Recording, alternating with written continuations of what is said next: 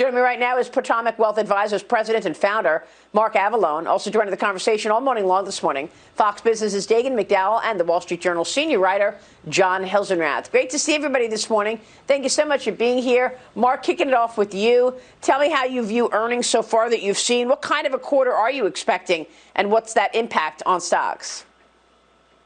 Earnings have been very strong. The earnings estimates have been crushed.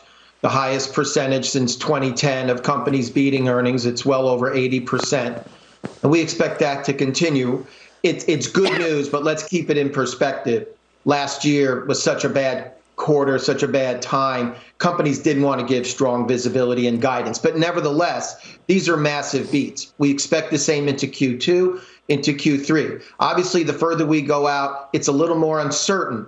But the backdrop that was set in the prior administration of low regulation, the current low tax scheme, this strong earnings trend, the consumers bursting to get out and spend, businesses needing to meet demand across the board, we expect earnings for the year to meet these lofty expectations.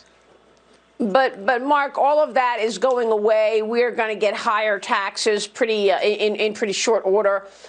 We've got Joe Biden talking about taking the corporate rate all the way up to 28%. He's now open to negotiating to 25%. We're also expecting individual rates to go back to the highest levels at 39.6%. Capital gains taxes, also a tighter regulatory environment. Does that put a damper on all that you're predicting for 2021 and 2022? Well, yes, and I was careful to talk about this year because everything you mentioned is on the doorstep, but it's going to take time to implement. Yeah. And in fact, so I'm total agreement with you, and that's why I hesitated to go into next year. The positive outlook out of Congress is this SALT cap limitation debate.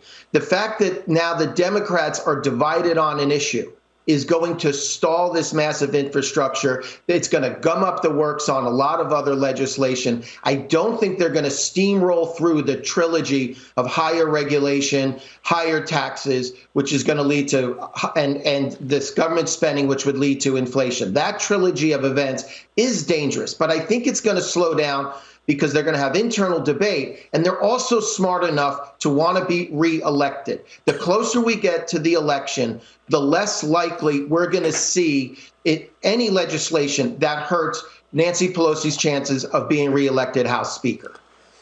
Yeah, and sources tell me that it's likely not going to be retroactive. So we'll get the higher taxes this year, but it is likely they will be implemented in 2022 as opposed to retroactive 2021.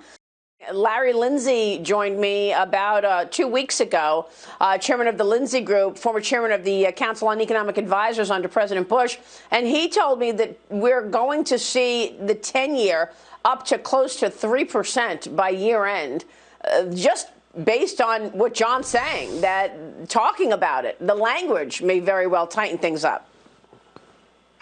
I'm not sure I'm in that camp at all, and I think there are some structural headwinds against higher rates.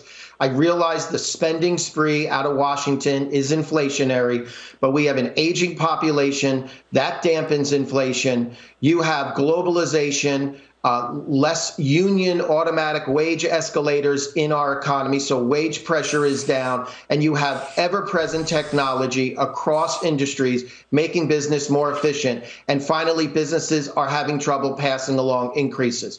So I agree that the spending is inflationary and the Fed will change tone, but they will not act because of the unemployment structure. And I think year-over-year inflation, when all the headlines go away and we look at the year-over-year number, it's going to be near the 2+% range that Powell is comfortable with. And I think these fears of higher rates are unwarranted.